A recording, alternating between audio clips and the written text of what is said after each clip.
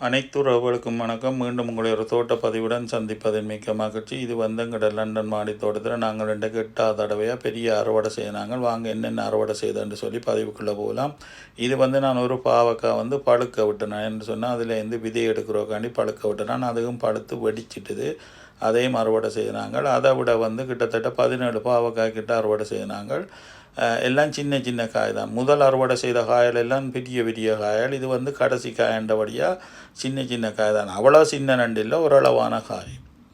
இனி பெருசாக பாவக்காய் இல்லை. இன்னும் ஒரு 10 பாவக்காய் அறுவடை செய்யலாம்னு நினைக்கிறேன். அதை விட வந்து இப்போ அந்த பூ பிஞ்சொண்டும் இல்லை. அந்த கிடக்கிற பிஞ்சுகள் மூத்தினா இன்னும் ஒரு 10 பாவக்காய் அறுவடை செய்யலாம். இது வந்து அந்த சிவரோடு கிடக்கிற பின்னுக்கு போய் ஒரு 3 பாவக்காய் அறுவடை செய்தால் அதுக்கு போகிறது கஷ்டப்பட்டு போனாலும் அதில் போய் அறுவடை செய்யக்கல அதில் ஒரு பெரிய சந்தோஷம்தான்.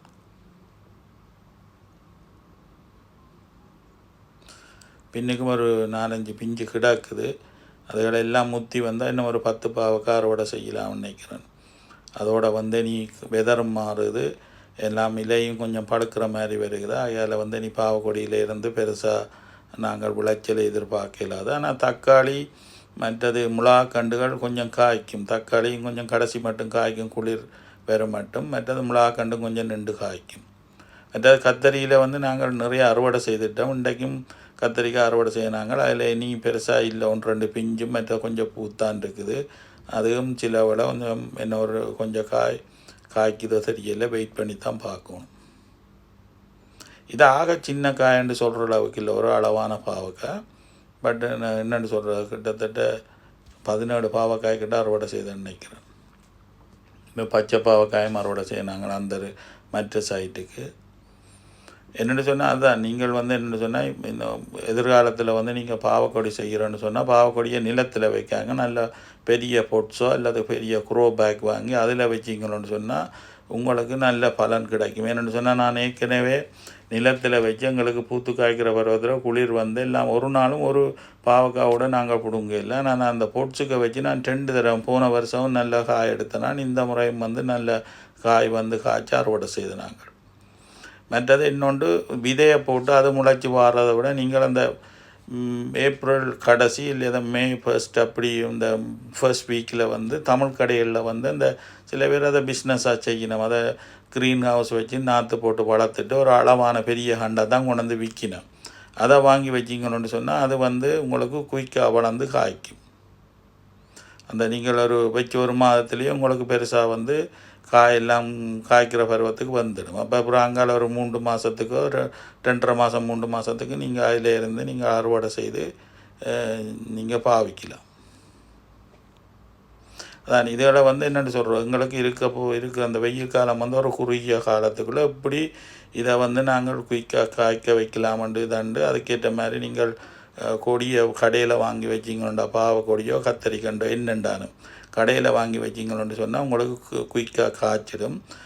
அதை விட வந்து நான் ஏற்கனவே அந்த கார்டன் டிப்ஸில் சொல்லியிருக்கிறேன் என்னென்ன பசடைகள் பாவிக்கிறேன்னா அதுகளை வந்து நீங்கள் போய் பார்த்து அதுக்கேற்ற மாதிரி நீங்கள் தண்டிங்களோன்னு சொன்னால் இந்த இதுகளை வந்து உங்களை குயிக்காக வந்து காய்க்க வைக்கலாம். இவ்வளோ பாவக்காயம் இன்றைக்கு அறுவடை செய்தாங்க. பாவக்காய் எல்லாமே இந்த முறை வந்து நான் ஏற்கனவே கூறின மாதிரி எதிர்பாராத நல்ல விளைச்சல்லாம், நல்ல சந்தோஷம். இதுவும் ஓரளவு பெரிய பாவக்காய் தான். இது கத்தரிக்காய் வந்து இன்றைக்கு இந்த எங்களோட இந்த ஸ்ரீலங்கன் கத்தரியில் வந்து ஒரு 2-3 காயத்தை வெட்டினாங்க. அது பெருசாக இல்லை, எல்லாம் இதாண்டுட்டு இப்போ கொஞ்சம் பூவும் பிஞ்சும் இருக்குது. சின்ன சின்ன பிஞ்சு அவ்வளோத்துக்கு பெருது வரையா. மற்ற அந்த பேப்பு கலரில் உள்ள இன்னொரு பெரிய காய் உண்டு, உருண்டைக்காய், அதுலேயும் ஒரு 3-4 காய் வெட்டினாங்க. ஆனால் அந்த பேப்பிள் காய் நல்ல டேஸ்ட், சமைக்கிறவங்க நல்ல சூப்பராக இருக்கும். மற்றது இந்த என்னென்னு சொல்கிறது, இந்த காய்கறி வந்து சமைக்கிறோக்கு நல்ல டேஸ்ட்டாக இருக்கிறோக்கு ஒரே ஒரு காரணம் வந்து ஆர்கானிக் பசலை போட்டு வளர்க்குறது. மற்றது வந்து என்னென்னு சொன்னால் இதுகள் கொஞ்சம் ஓரளவு பிஞ்சா பிடிங்கி சமைச்சிங்கன்னு சொன்னால் தான் சமைக்கிறோக்கு நல்லா இருக்கும். இதுகள் எல்லாம் என்னென்னு சொன்னால் ஆர்கானிக் வெஜிடபிள் எல்லாம் ஆரோக்கியமானது. நீங்கள் வடிவாக சமைச்சு வடிவாக சாப்பிடலாம். என்னென்னு சொல்கிற உடம்புக்கு ஒரு கேடும் இல்லை. ஒரு கெமிக்கலும் நான் பாவிக்கலை. இது இத்த வரைக்கும் நான் அந்த என்னென்னு சொல்கிறேன், அந்த பூச்சிக்கொல்லியோ எதுக்குமே பாவிக்கலை நான். அது என்னென்னு சொன்னால், அந்த ஆர்கானிக் பசலை பாவிச்சிங்கன்னு சொன்னால் நோய் எதிர்ப்பு சக்தி இருக்குது நிறைய. அதால் பெருசாக நோய்கள் வராது. அந்த கார்டன் டிப்ஸ் அந்த வீடியோவில் நான் எல்லாம் போட்டிருக்கிறேன் விவரமாக, என்னென்ன பசலை பாவிக்கிறேனான்னு சொல்லி. அதை விட வீட்டில் இருக்கிற பொருட்களை வச்சு என்னென்னத்தை பாவிச்சு நாங்கள் இதுகளை ஆரோக்கியமாக வளர்த்தெடுக்கலாம்னு சொல்லி அதில் போட்டிருக்கிறேன்.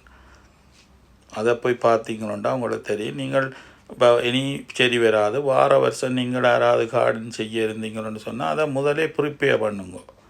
என்னென்னு சொல்கிற பெரிய பொட்ஸுகளை வாங்கி அதை முதலே மண்ணெல்லாம் முதலே போட்டு வச்சிடணும். ஒரு 15-20 நாளைக்கு இந்த கண்டுகள் வைக்கிறதுக்கு முதல் போட்டு வச்சா தான். ஏன்னா அந்த மண்ணுகள் கொஞ்சம் கீட்டாக இருக்கும் இந்த பேக்குகளில் இருக்கிறபடியாக. அதுகள் ஒரு நோமலுக்கு வாரவுக்கு நீங்கள் பொட்ஸில் போட்டு அது ஒரு 15-20 நாள் விட்டுட்டு தான் நீங்கள் இதுகளை வைக்கணும், இந்த பயிரோடிகளை. அப்போ தான் அந்த சூடு இதை எஃபெக்ட் பண்ணாது. எல்லாம் அந்த நோமலுக்கு வந்துடும் அந்த மண். நான் அப்படி தான் நோமலாக செய்கிறேன். நீங்கள் அந்த மண் பேங்கை உடனே போட்டுட்டு உடனே வச்சிங்கன்னு சொன்னால் இல்லாமல் அந்த சில விட ஒரு கருகிற மாதிரி வரும் மரங்கள் எல்லாம். காரணம் அந்த இந்த பசலை மண்ணில் இருக்கிற அந்த சூட்டுத்தன்மை தான் அதுக்கு காரணம். அதில் முதலே போட்டு வச்சிடுங்க. அதில் ஒரு 15-20 நாளைக்கு முதலே போட்டு வச்சிடுங்க. இன்னும் கொஞ்சம் காயல் கிடக்குது, அதுகளை ஆறுதலாக கொஞ்சம் முத்த விட்டுட்டு விட்டுருக்குறேன். மற்ற நிறைய தக்காளி பழம் எல்லாம் இருக்குது. வெயிட் பண்ணி தான் பார்க்கணும். மற்றது கத்தரியோ பாவக்காயோ வெயிட் பண்ணி தான் பார்க்கணும். இவ்வளோ இன்றைக்கு அறுவடை செய்து நாங்கள். இனி இல்லைன்னா நல்ல சந்தோஷம். உங்களுக்கு தெரியும் என்னென்னு சொல்கிறது. இப்போ இது 8வது தடவையாக செய்த அறுவடை.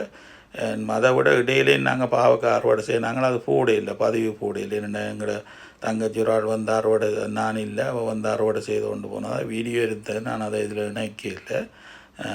நிறைய அறுவடை, அதில் ஒரு 4 பாவக்காய் அறுவடை செய்தது. அதை விட இடையில் நான் சும்மா 1-2 காய்கள் அறுவடை செய்தேன். அது பதிவில் போடையில்லை. உங்களுக்கும் எல்லாருக்கும் இந்த பதிவு பிடிக்கும்னு நினைக்கிறேன். பிடிச்சிருந்தோன்னு சொன்னால் மறந்து விடாமல் சப்ஸ்கிரைப் பண்ணுங்க, லைக் பண்ணுங்க. அதோட உங்களோட ஃபேமிலி ஃப்ரெண்ட்ஸ் எல்லாருக்கும் சேவ் பண்ணுங்க. மற்றது நீங்கள் அந்த ஓலண்ட பட்டனை கிளிக் பண்ணினா தான் நாங்கள் போடுற ஒவ்வொரு வீடியோவும் உங்களை அடையும். மீண்டும் உங்களுடைய ஒரு பதிவுடன் சந்திப்போம். நன்றி, வணக்கம்.